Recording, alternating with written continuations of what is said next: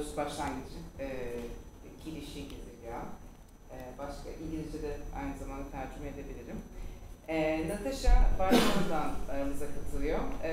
Kendisi küratör, özellikle fotoğraf alanında birçok kürasyon yaptığı sergi bulunuyor. Ege Kanar'da Sabancı Üniversitesi'nde görsel sanat iletişim tasarım programını bitirdikten sonra Prag Performans Sanatları Akademisi'nde fotoğraf bölümünü bitiriyor ve aynı zamanda şu anda Bahçeşehir'de eğitmen diyebiliyoruz kendisine. Aynı zamanda Poşe adlı yeni açılmış bir sanat inisiyatifi alanı diyebiliriz. Orada Hammer for Scale kitabının, sanatçı kitabının sergisi yer alıyor. Bir yandan da kitap lansmanı yapıldı geçen hafta. Bugün de beraber bu kitabı konuşuyor olacaklar. Sergi 28 Ekim'e kadar devam ediyor. 27 ve 28 Ekim'de de Ege Kanar kendisi mekanda bulunacak. Her zaman bekleriz. Poşe'nin kurucularından biri de benim, öyle küçük bir detay. Aynı zamanda Natasha'nın da kürasyonunu yaptığı başka bir sergi Nox'ta yarın açılıyor olacak. Ona da hepinizi bekleriz. Bu şekilde sözü sizlere bırakıyorum. Okay. So maybe we can start with a conventional thank you note. Yes, thank okay. you. Thank you. I think I understood what you said, more or less. Yeah, I hope my Turkish is very poor, but it's very good. Okay, so first of all, thanks to all of you for coming here.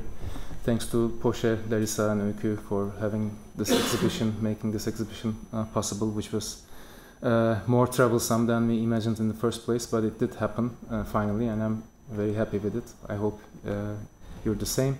Also, I want to thank Herhal, Sinem, Rana and Ece to organize this event, and finally Onur from SALT and SALT in general for having us here and making this talk possible.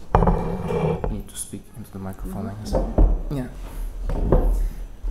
Yes, I would also like to thank you Ege, for inviting me to share this hour with you and to discuss about your work. It's my first time actually in Istanbul after many years, and I'm very happy to be here with an exhibition project in Nox, as it was mentioned, with Lucas Birk, and also to share with you, this afternoon to discuss about your work. We started a conversation about this work, I think, last year in Arles, and this year it was very fruitful and beautiful to see that the project was finally, produced and finished. That you had the books in your hands, and for me the invitation to come here and to discuss with you about the project was really a very interesting one, because I'm really intrigued by the project, and it provides me with a lot to think of and to discuss. Well, thanks for accepting my invitation. Perhaps based on that we can tell you why it is Natasha and me meeting here doing this talk. It's actually a funny story, because I think when you got this book in Arles, you didn't know that it was actually my book, right? Exactly. I remember this story, so you told me that you... maybe we can turn up the volume, or... So, I just found out that Natasha had purchased a copy of this book when she didn't know that I was the author of the book. I found out the same evening, I think. So then, of course, the idea came to me, finding out that Natasha would be here anyways to curate Lucas's exhibition at Nox. Why not we do the talk together? And I invited her to do this talk, and she was kind enough to accept. So we are here now in front of you. Yeah. Exactly. So, so how can we start this talk? I'm very interested in hammers and in rocks, because my background is as an archaeologist. So in a way, the content of this book is interwoven with what has been my practice for some years. Now I'm of course working in the archaeology of the images. This is a little bit different, but still I think that this book brings together these two fields, because what we are actually going to do today is not talk about geology and paleontology. I think our excavations we are going to talk about the hammer as, you know, a part of visual discourse and visual language that is connected with the lens culture of the last almost 2 centuries, or 1.5 centuries.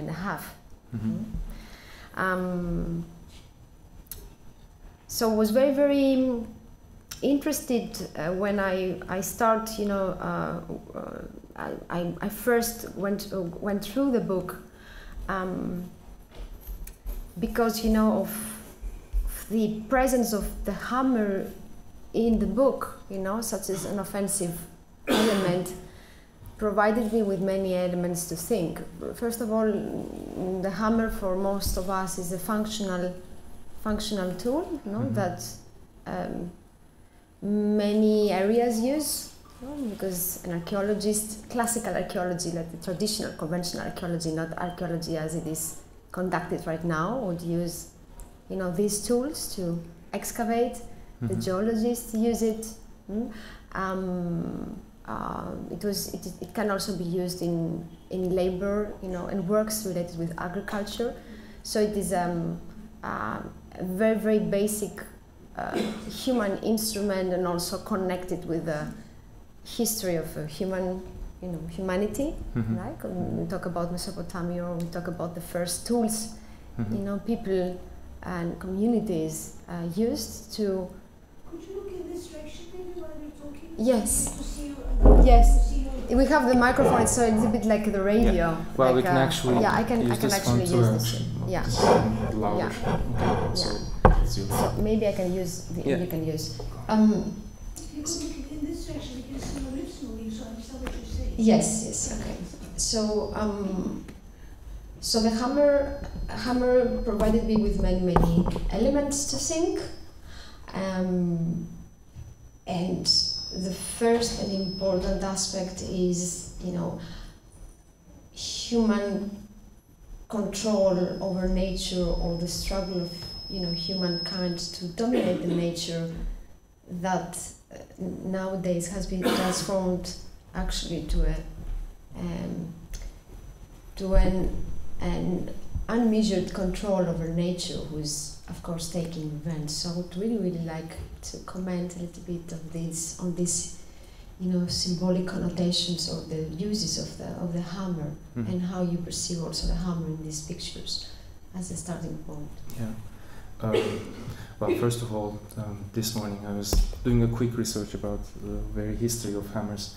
I found out, I mean, I've read some materials before as well, putting together this book, but this morning I wanted to be more precise about the history of this archaic tool, which is, I think, one of the maybe first tools ever invented. And the history goes back to 3.3 million years, where they were in fact making use of little rounded stones that they found in bed rivers. And by that time, the hammers didn't yet have any handle. They were just using these stones. They were holding them in their palms, and they were trying to beat and crack other smaller stones with them. So it was the first use of the tool. And if you go back to that 3.3 million years ago, I think the addition of a handle, I think it's 3000 BC, signifies something interesting. At the first moment that this very tool was invented, in fact the handle was not there, but instead the very arm of the human kind was functioning as the handle of the instrument. So even today, after the, I don't know, addition of this functional handle that makes the instrument even more functional, even more efficient, let's say, we can still trace the hammer as some sort of an extension protruding from the human body. You know, it's always in relation to human body.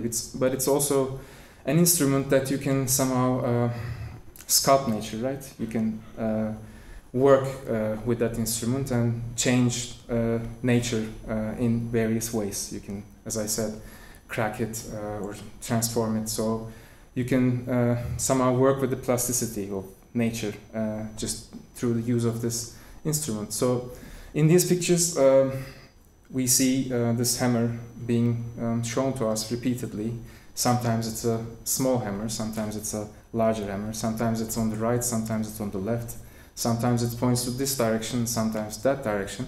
But even though the human figure itself is missing in all those pictures that I'm talking about, I think the basic main reference is always the human itself. I mean, of course, this very tool is a reference of scale, but in fact it's not the hammer, but the human figure itself that is the main reference to measure or understand or categorize nature. I think that's the main significance for me, why this tool or why these pictures.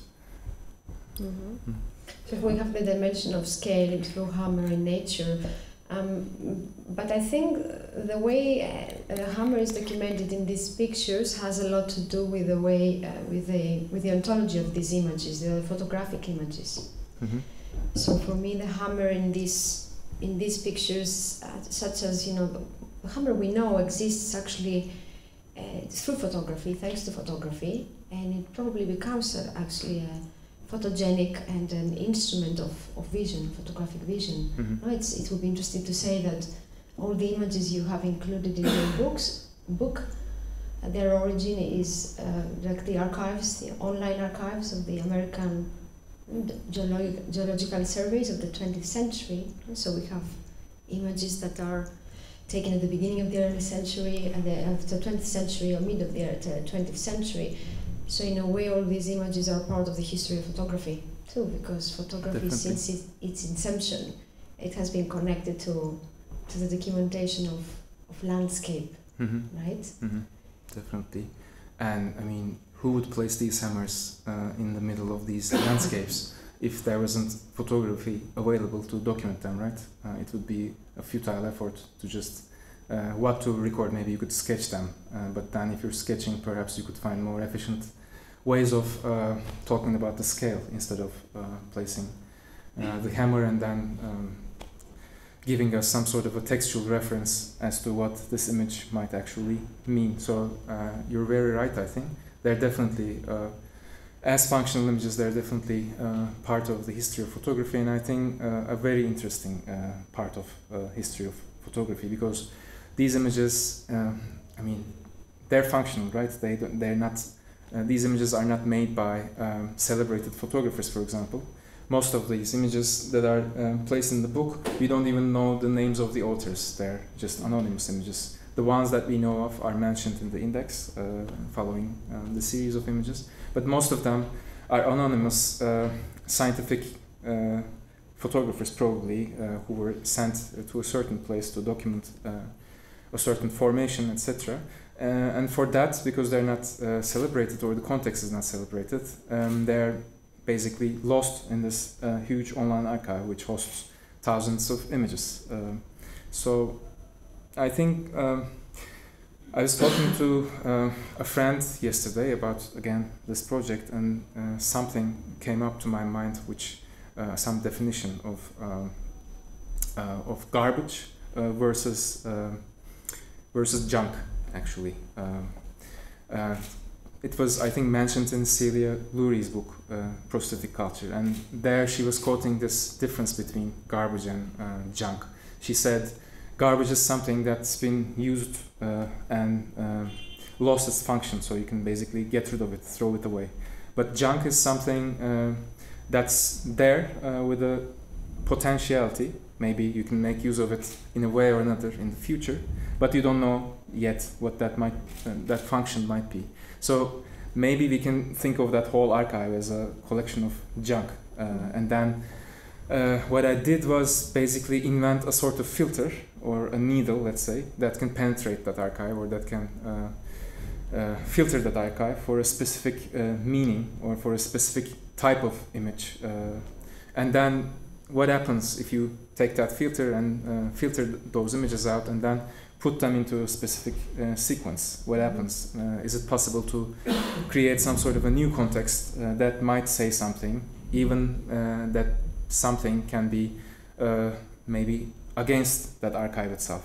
Maybe it can say something about the logic behind that archive, or it can expose that archive in a different way. I think that was my first excitement about these images when I found them in the first place. Yeah. I guess because photography also has this potentiality of reading or in time.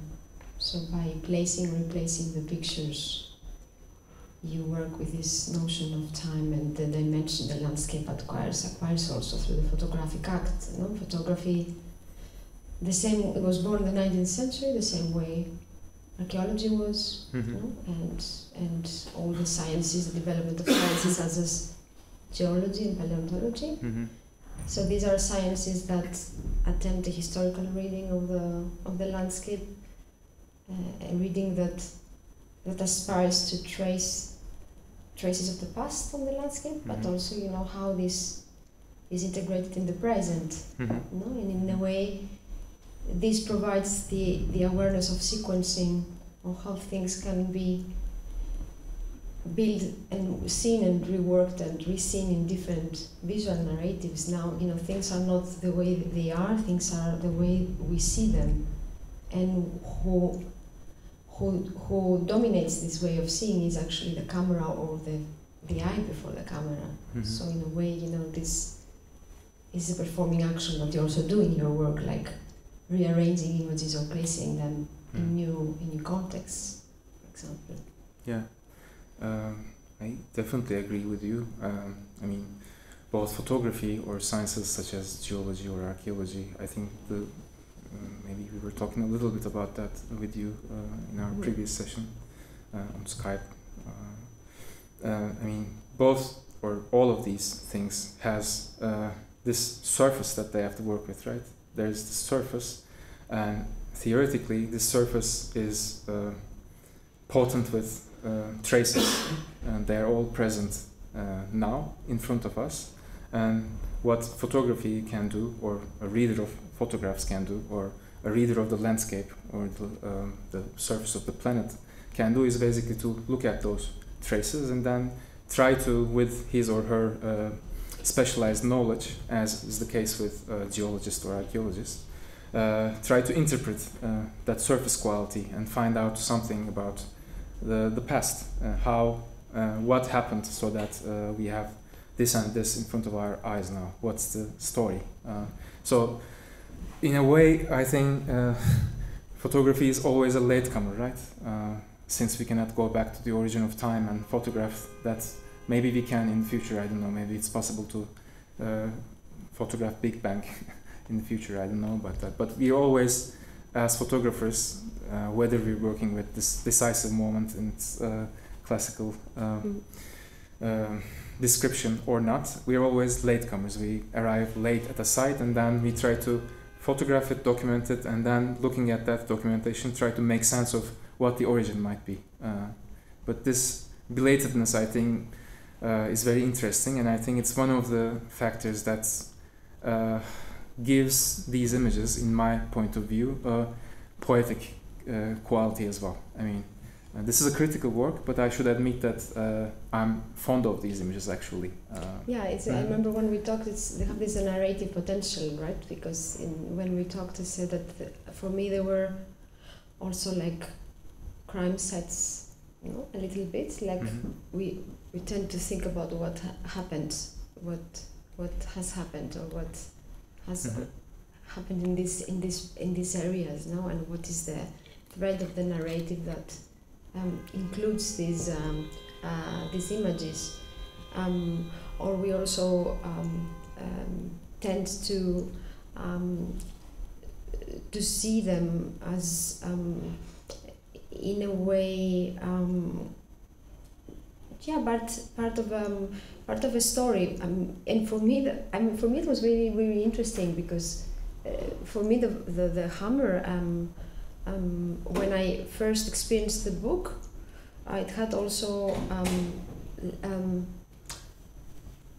violent connotations, traces of violence, probably because of this performing performance of this human willingness or over nature or over other creatures or over other humans, and also when viewing these landscapes of the American West, or that have been part of also very many photographic missions in the 19th century, like, you know, for the discovery of new areas. The conquest of these spaces also meant the vanishing of, you know, native species or of indigenous people. So, you know, there are many things happening, or even Hammer as part of labor camps, for example. So related with labor and with slavery or with war. You know, so there is all this human narrative that comes into and contaminates actually my reading, and my reading of scale becomes a reading of human, you know, human drama. Or a scale of human atrocities, maybe. Exactly, like that, right? Exactly. And it's not just nature that photographers or photography was willing to measure, right? The human body, for example, was also part of that business, like make things measurable in reference to something, and through photography, so make them knowable, so make them conquerable in this very same direction. I mean, I'm talking about, for example, Francis Galton's images, or Bertillon's way of categorizing the criminals, etc. I think they're more or less the same in terms of how systematic this whole thing is being done, right? The hammer is, there are variations. I mean, it's not just a single type of hammer in this collection. There are a few variations, but maybe 2 or 3 at most. So that's basically a standard tool, a standard placeholder. And the photographer or the photography is not really interested in this case, when it's the image that we're talking about. We're not really interested in its function. We know it can do many things, but we're very interested in its formal qualities. So as you mentioned before, it's almost sculptural, right? This sculptural object left in the midst of somewhere. But why? Maybe if you didn't know the real task that was at hand, we wouldn't interpret these photographers the same way we would do them now. Or maybe without the captions, we would be missing some part of the story. In this sense, maybe we can also talk about But even in the captions, the way you use them in the book, no? Because in the book we have the sequence of images, then we have a caption accompanying every image, and then you have the index. Yeah. Even the captions, the way you use them in the book, and language becomes a sign of ambivalence. It doesn't actually enlighten our perception of the image. It obscures it further. I think, no, pointing, of course, to the fact that maybe, you know, in many cases, you know, photography or photographs are not able to determine our perception of reality. You want me to comment on that a little bit? Yeah. Yeah, I mean, it's language is like it's, for me, it obscures everything even further, and still in science, images and captions are used in a very you know, descriptive and precise way, you know, to document and to show, you know, to explain in a very neutral way what the content is about. And here there is this subversion a little bit of the, you know, of the content as part of the artwork.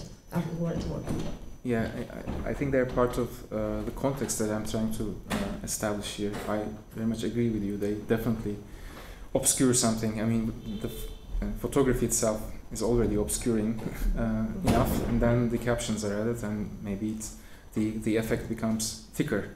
Why I wanted to include these captions, by the way, these captions come from meta text or paragraphs that were supplied with the images in the archive. So with each image you have a paragraph describing you what this image is about. And what I did, I didn't invent these captions, I just isolated this very sentence that had the word hammer in it, and then left out the rest of the paragraph. That's why I tried to invent a caption on my own, but still not losing the very context that I was working in. And I think when you place these captions beneath these images, they almost become, yeah, as you said, the word obscuring is great, but I think they're also dictating something, right? Photographs are at the end open-ended images. One can look at it and think about many things. It's very much dependent on which image follows which image, or which is pasted next to what. That makes the context. Here I think the text is working in a similar direction, and I think it makes this, I think it's very much to do with the desire to know nature, or to make it knowable through photographs, even to someone who would, I don't know, maybe encounter one of these images in a publication, who wouldn't be able to go there and see the thing on its own. They supply an extra layer of information and tell you not only to look at the image, but how to look at the image, like what this image is all about, what this image contains. So it helps to narrow the meaning of the image, kind of it anchors it somewhere. And in this way, I think this desire to say something very precise or in a very systematic manner becomes even more surfaced. Okay? And I think it's a very futile effort to try to do that. And this sort of failing, there's something I like about it. You know, to see to see how it manifests, especially when the image is followed by this caption, and to see the intensification of that. That's something I enjoy, because I enjoy ironically, of course. I feel that something is coming out of there, and it's not able to be hidden. That's why I wanted those images to be next to these texts or pieces of captions. Yes, they work in this way, but on the other hand, for me, maybe I'm very contaminated by photography, of course, because if you had the same conversation with a geologist, probably you would receive a different feedback. Even the language, the aesthetic language, the visual language of these images, this black and white documentary style, and it connects them, with a certain discourse.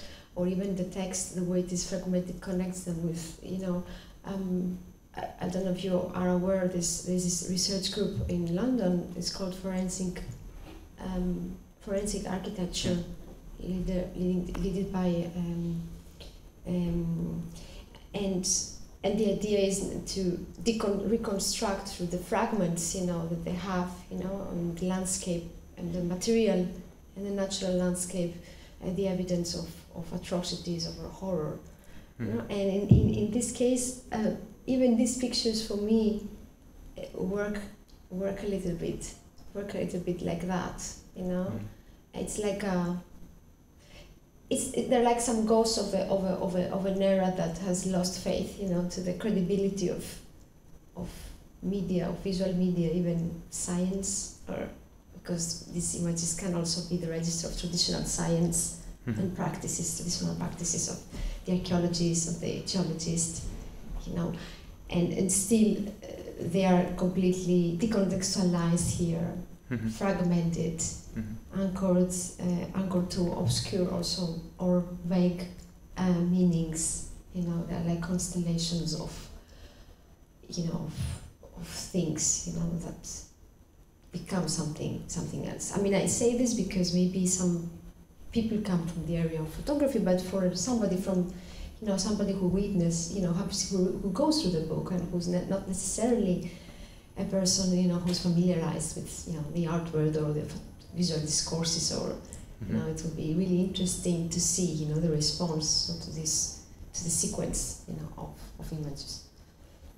Yeah, I'm actually curious about that. The book just came out, so I didn't show it to many people yet, but I would definitely be curious about, for example, what the people at the Geological Survey would think about this work. I don't just mean it for geologists or, I don't know, photo junkies, let's say. It's, I think, Ali's term, or people who are interested in the technicalities of these images. I mean, for example, the captions, I keep looking up the meanings of the words there. They all refer to certain rock formations or geological periods, etc. But I keep forgetting about them too, because I'm not 100% interested in this technical language, but for me the interesting thing is that the thickness of that language. You know, it's hard to penetrate. It says something to you, but it's really hard to make sense of that. And I think even if you don't understand what the image or what the text is about, I think that failure is a good feeling to have when you're faced with these combinations of text and images. Maybe we should. It would be really interesting to connect this work and this project. You know, so I mentioned before that you found the images on the site of the American Geological Survey. Yes. So what I understand is that you have been working with like hundreds or thousands of images, for example, and the fact that you are recycling images, and the fact that how does this project in a way complies with your more the overall artistic practice, or what is the essence and the role of this, the importance of this project, and what kind of conclusions has it helped you reach? Well, prior to this project, I had another work that I was dealing with. I can't say archives because the images that I found, first of all, they were physical copies that I collected from second-hand stores, flea stores. So they weren't in such a context like the archive of an institution or so. They were scattered images, fallen out of grace, fallen onto these stores, and I was collecting them. Then I tried to do various things with them, but I think the basic interest was the same.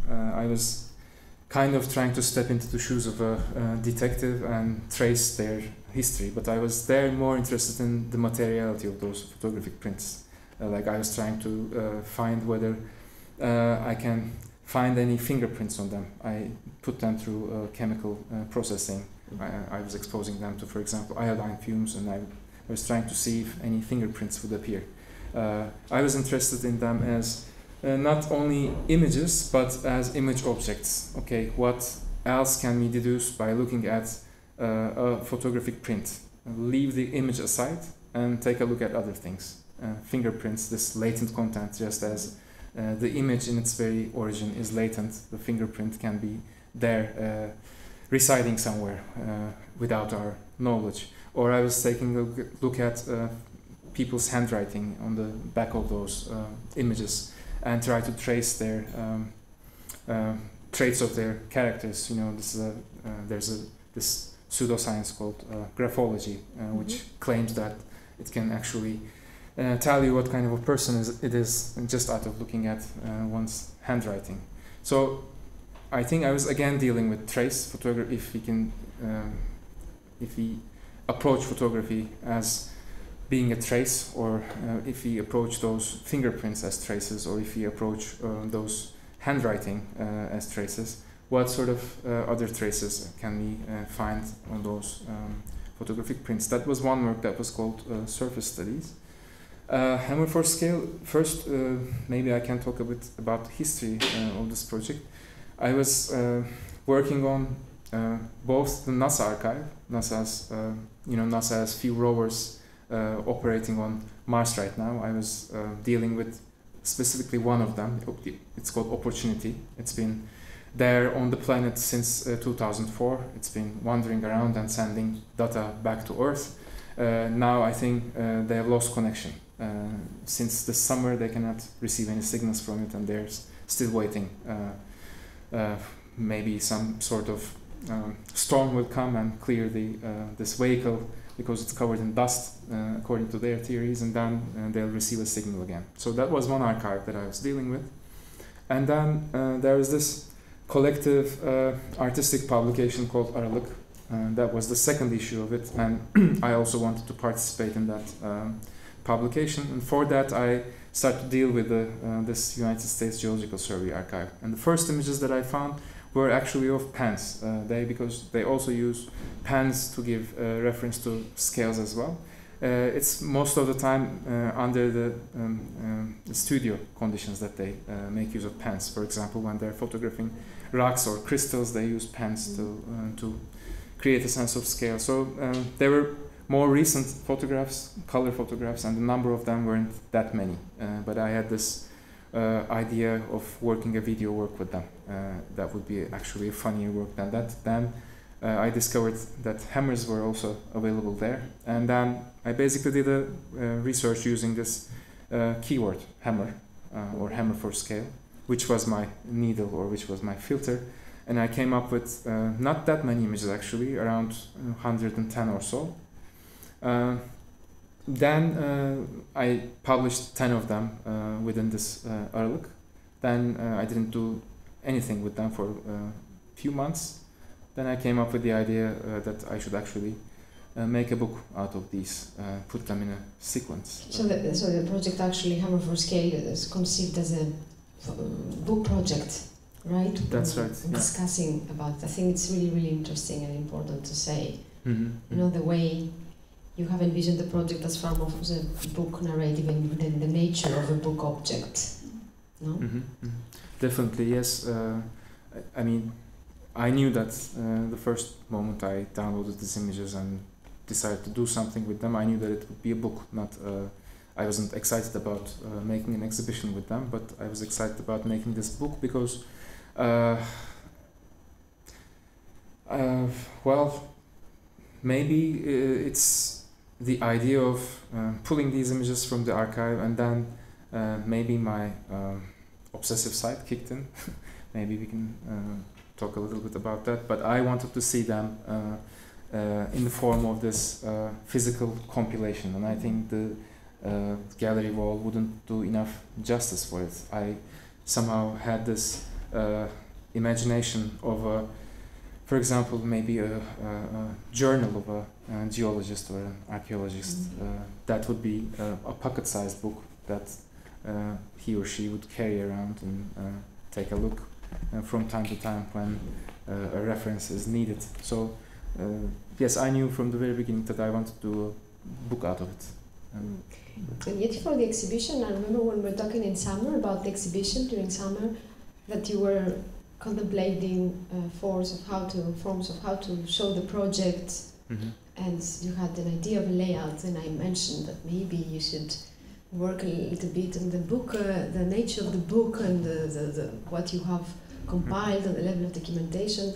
And finally, now that I arrived in Istanbul, and during the opening, I realized that you have come up. Actually, I think that the format you have adopted in the exhibition, which is actually video, mm-hmm. also makes justice to the work. I think it feels really, really, it sits very, very well also on the work, because you play with time and with ambiguity and... Thank you. Yeah, well, this is the second time that I was exhibiting this work. Mm-hmm. The first one was at Daire Sanat for latest edition 2 exhibition. There I had just a small corner, and my idea was, okay, what else is there that I can do using these images, still within the context of this work, of how I imagined it, and I also wanted it to be something that cannot be done in the book format. So there the idea was to enlarge these, at least some of these images, on a 1-to-1 scale, so the hammers would actually appear on their real size. So once you have the hammer printed on the real size, you consequently have the landscape printed on the real size. So I hoped to create this sort of encounter with the real size landscape through photography. That was my first idea.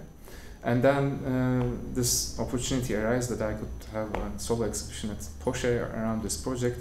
I mean, the book is still in the center, but I didn't want to repeat the same thing. Somehow something gave me bugs about doing the same thing. I thought, okay, here the space is available, so let's try to imagine some more.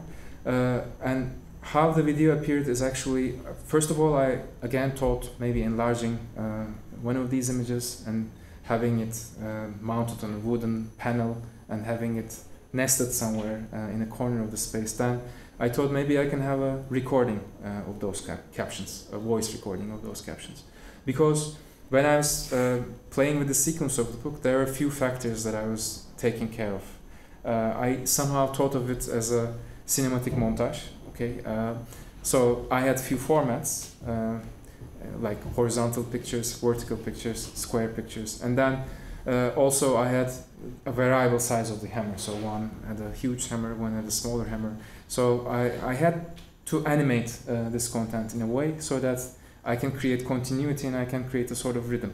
So of course the images were the main thing to do that, but I also wanted to take care of the captions and how they would sound if they were read one by one without any pauses or intentional pauses at least. Okay, so I actually wanted to create some sort of a cold or distanced poem just by placing these captions one after the other, one after the other.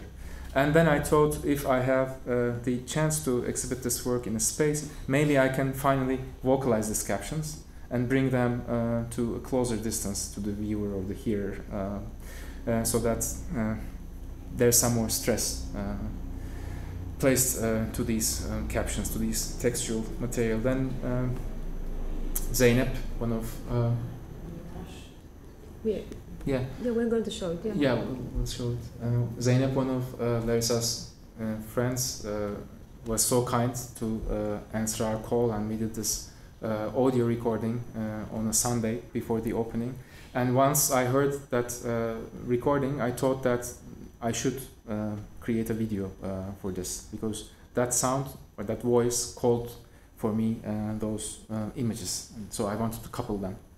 And then I create, maybe we can show a little excerpt from the video.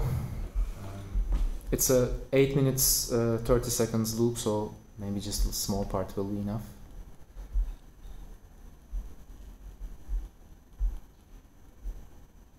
Hammer handle is 38 centimeters long. Notches on hammer handle are 1 inch apart. Strike parallels hammer handle. Hammer for scale. This shows near the hammerhead a hole that contains the nucleus. Hammer marks one of several leached cavities in the gypsum. Ice movement was parallel to hammer handle. Hammer is at the base of the channel. Slightly overturned shale, brescia at hammer. Upward from the tip of hammer handle is wind-blown material derived from the alluvium. Hammer for scale.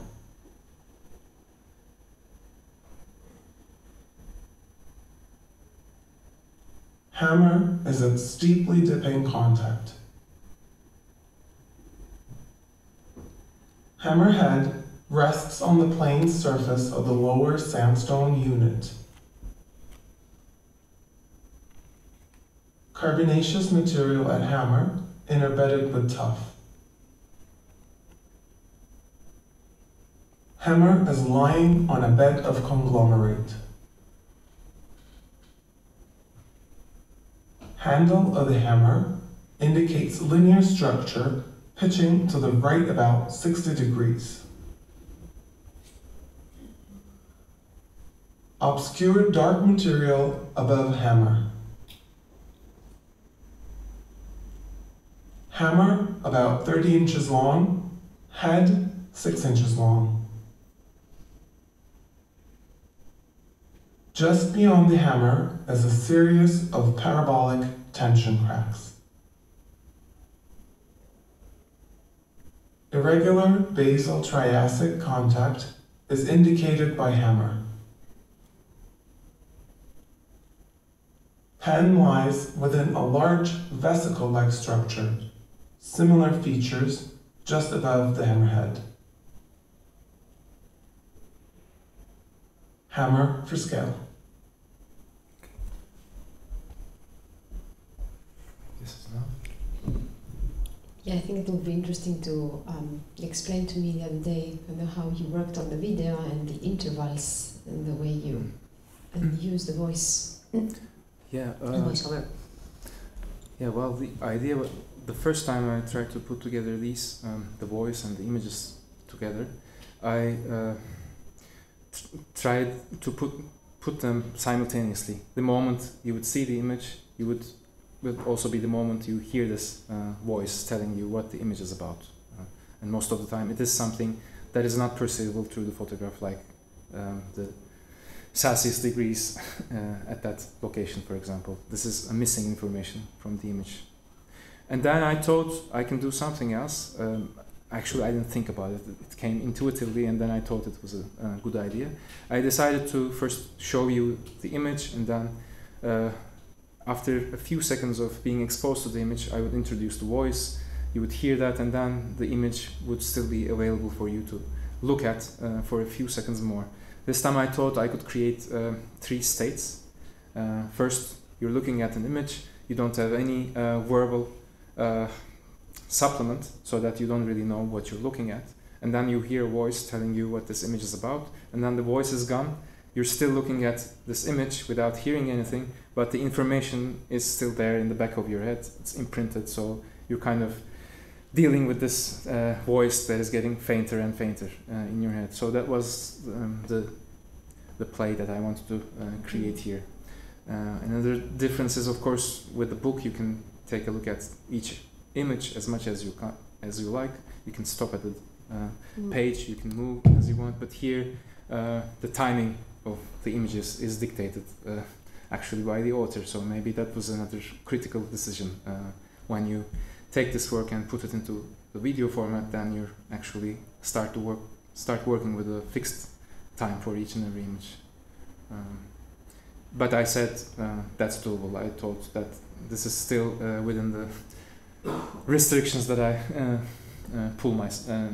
that I invent for myself. So I thought that it's okay for me to do that. I wanted to ask you also that in the book there are, at the beginning and the end of the book, there are like 2 pictures, I think, where like 2 figures, human figures appear, right? Most of the images are decontextualized, there is no trace of human presence, but the fact that you decided to use these 2 images at the beginning and the end of the book, what does it mean? And I'm 1 hour before our talk, you also sent me an image, an iconic image, and it's related also with the moon. With the moon? Yeah, it's a video. So, what was exactly your point? I mean, well, I think I don't know if you have copies there, but this is one of those images. And then at the back of the book there's another one, and actually they're not the only 2 ones. There are a few more within the book that are either used full page or full spread. I think the idea was to remind the person looking at the book from time to time that in fact the main reference is the humans themselves. Let's forget about that while we follow a sequence, and then all of a sudden I wanted to use them as little pauses. The caption would disappear, we wouldn't have any textual information. Also the format would change, you would see something full page or full spread, so you would take a break from that sequence that you were following for a while. You would come face to face with the actual actor or the actual maker as well as the consumer of these images. That was the idea, I think, to remind the person who was looking at the book that it is actually the main reference is the humans are themselves, more or less. To provide a point of identification, a little bit. Point of like identification, yeah, right? maybe. Yeah.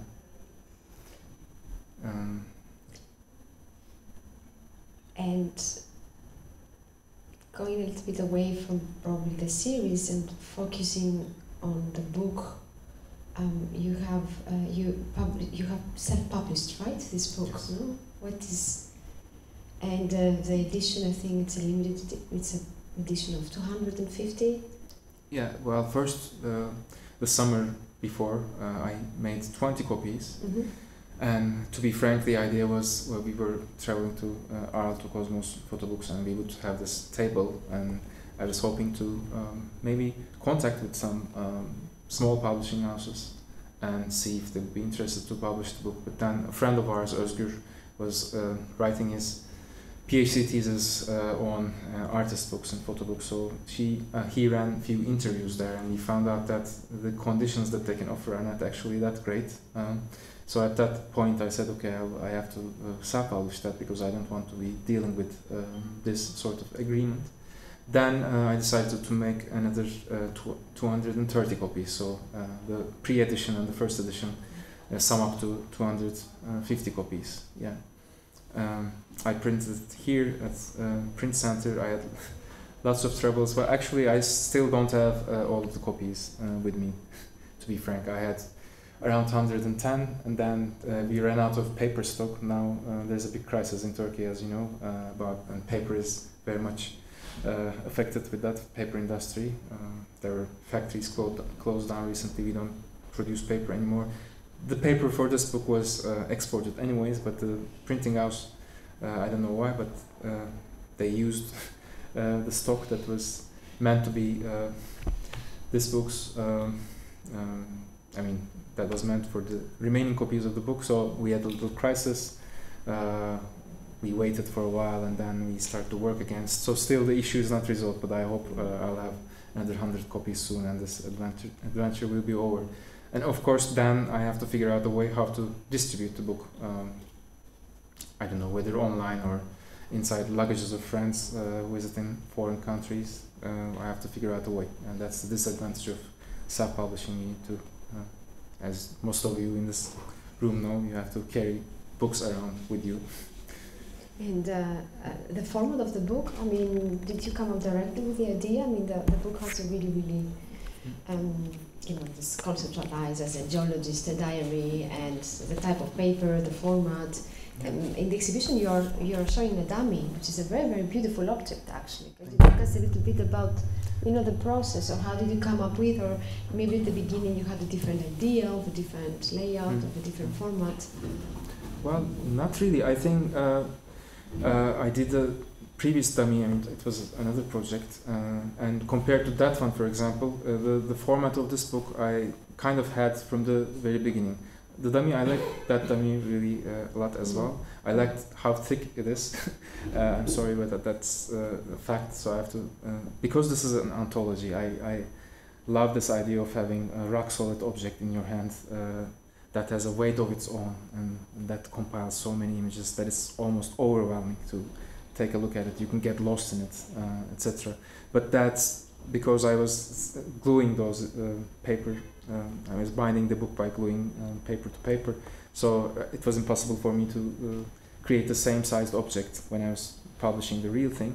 But I didn't have any question marks, for example, to do with the width and height of the book, the size of the book. I knew that I wanted a small object. The cover, I found the cover out of chance, let's say, as well, because with the printing house that I'm working with, they're mass producing many things, so they don't really have time for you to go around and spy on new materials that they can put to your use. So luckily one day I made it to their depot, and there I discovered this material, and immediately when I saw it I said, okay, this should be the cover. It's soft, but at the same time it's rough, and it somehow reminds me of certain maybe rock structures. It's plain, it doesn't say much, it obscures the content, you don't really know what's inside, it's plain. That's why I think I kind of like this material, and once I found it I said, okay, this is the one, and I didn't want to make any modifications for the first edition, for example, after those 20 copies.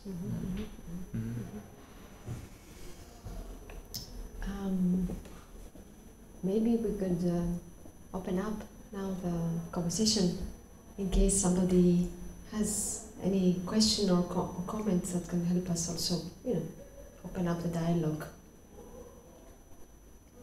and enrich a little bit the perspective. Maybe there is an archaeologist or a geologist in the room. Maybe. Or,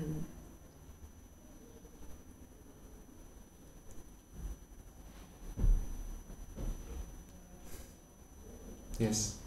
How you felt at the time that you finished the book? Like, were you like, okay, I'm done, that's all, or like you were like, I need to do more about it. Like, I'm not sure which one. Like, are you just like literally done with that book, or like do you feel like you want to do something different and more things about it? Mm-hmm.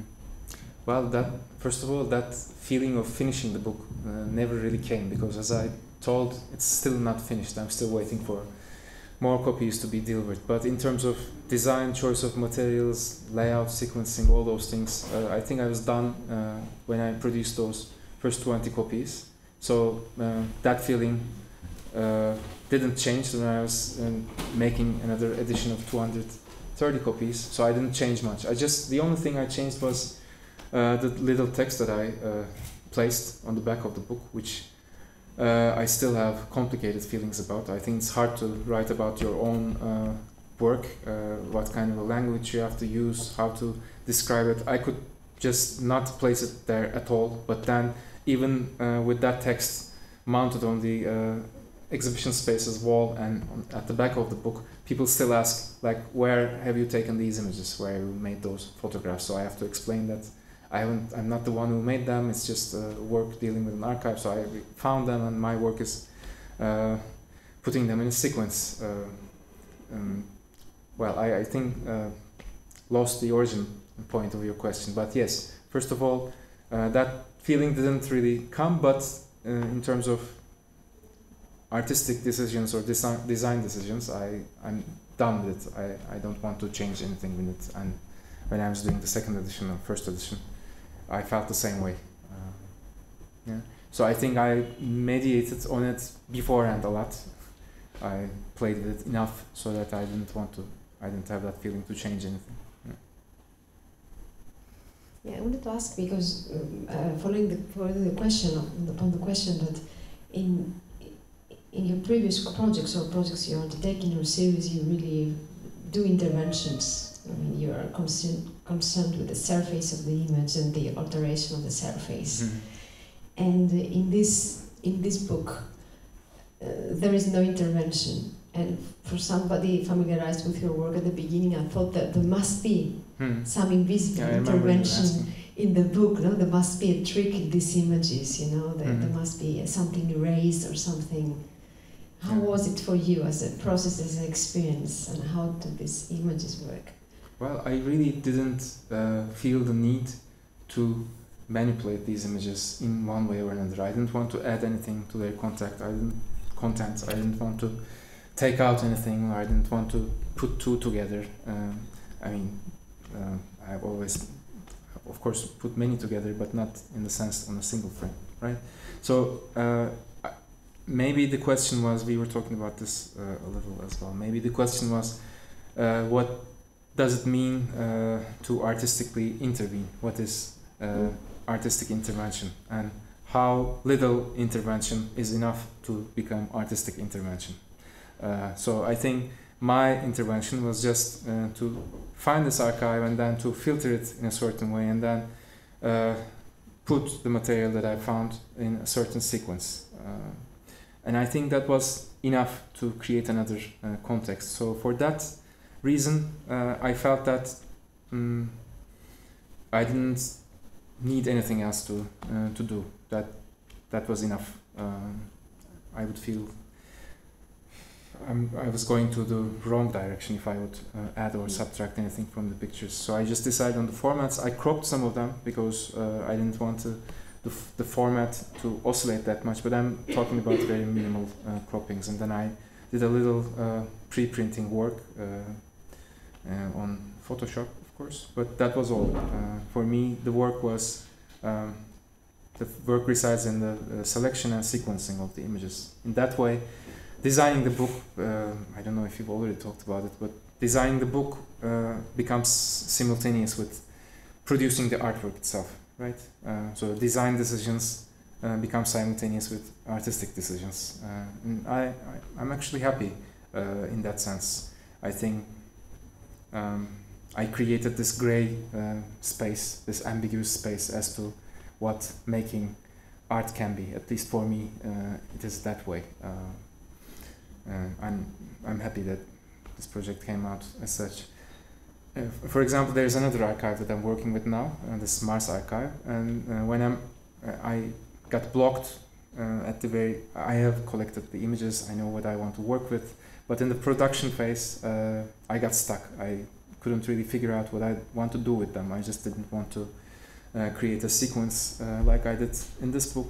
I know that I have to do something with them, and I have some ideas, and I need to try them out. But for this specific series, I think it was just enough to find these images, to put them in a sequence, and to try to recontextualize them in that way. That recontextualization would be the artistic intervention itself, and nothing else is needed. That's what I thought. We're talking about the Mars archive, and actually all your works have to carry this feeling of this alien landscape and alien surface, alien Earth.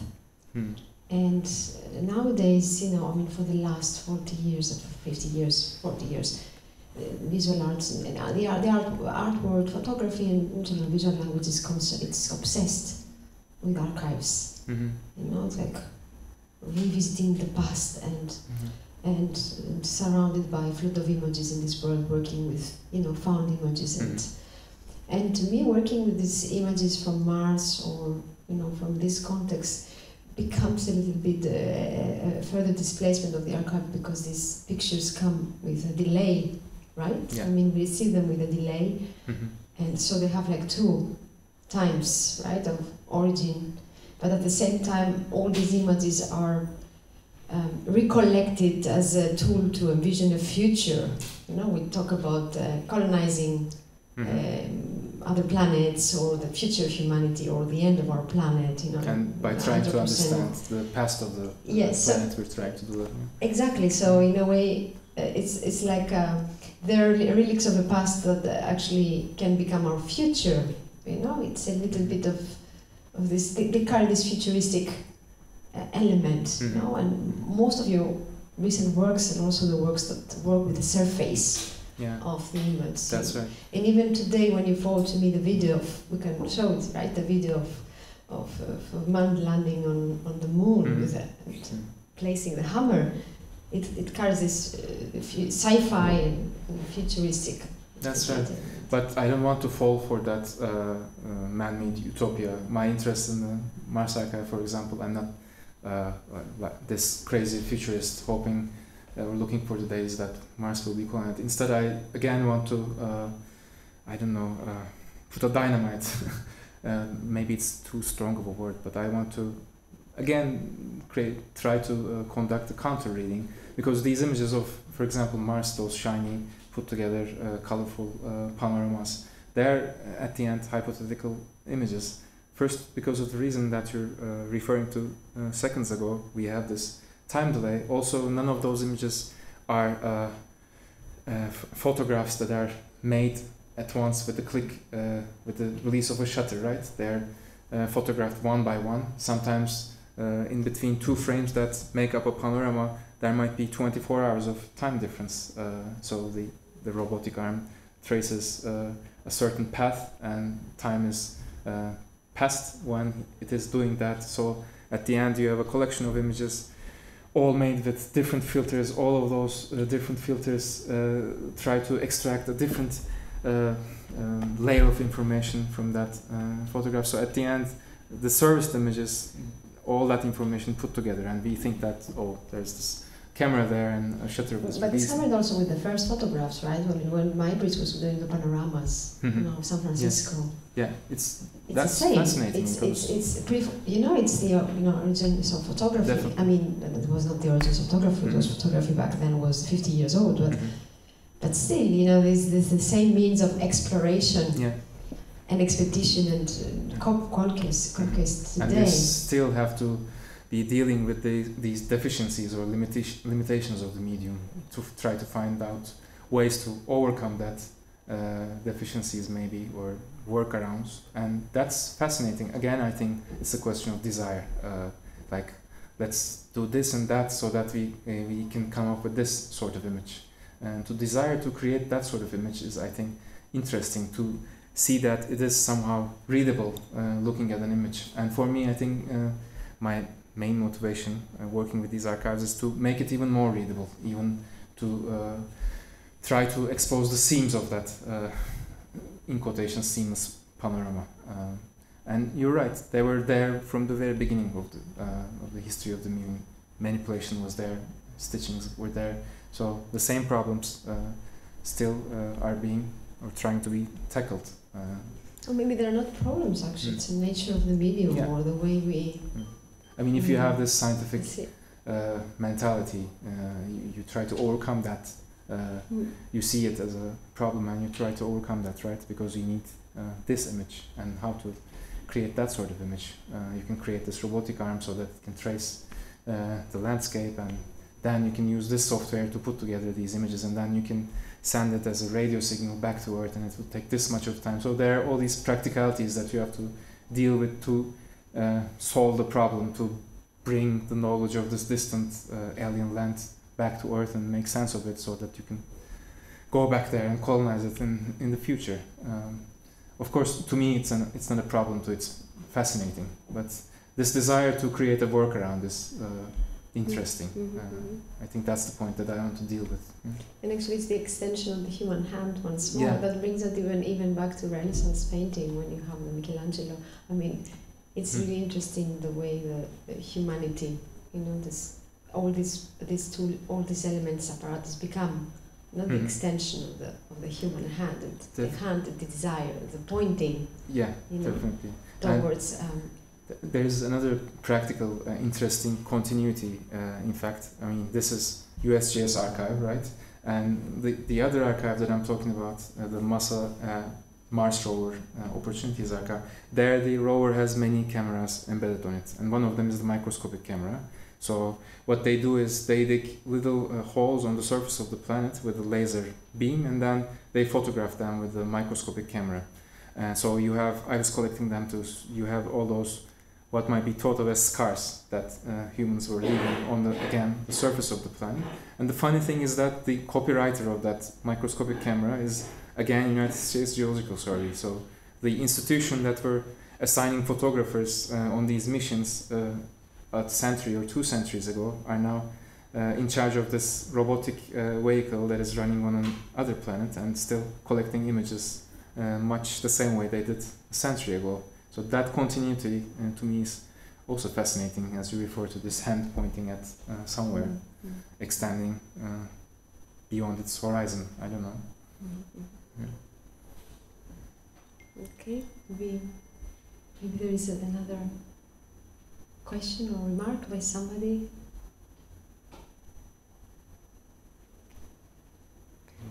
Maybe we can show the video. Yeah, maybe we can show this video and say, you know, maybe afterwards. Okay. So this is a video from Apollo 17 mission, and one of the. Yeah, let me show you the video. Go ahead. All right. Let me throw the hammer. Okay, let me throw the hammer. Please. It's all yours. You deserve it. A hammer thrower, you're challenged. You gotta be able to throw. You ready? Go ahead. You ready for this? Ready for this? Yeah. Don't hit the left. Or the outstep. Look at that. Look at that. Look at that. Beautiful. Looked like it was going 1,000,000 miles, but it really didn't. Did it? Go ahead. Yeah.